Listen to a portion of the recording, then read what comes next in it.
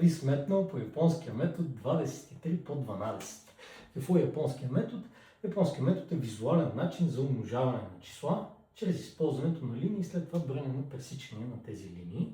В този случай числото 23 си го представяме като две линии за десетиците и малко по-далече от тях три линии за единиците. По същия начин, само че в другата посока, числото 12 имаме една линия за десетиците и две линии за единиците. Сега разделяме на сектори. Ето това тук е сектор 1. Виждате, даже имам различен цвят. Ето това тук е сектор 2, а пък това тук е сектор 3.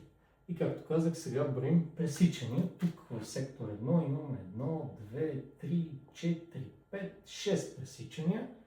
Тук пишем шестицата.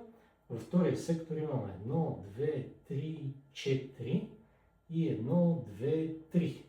4 плюс 3 е 7. Тук пишем 7. А пък в третия сектор имаме само 2 пресичания. Тук пишем 2.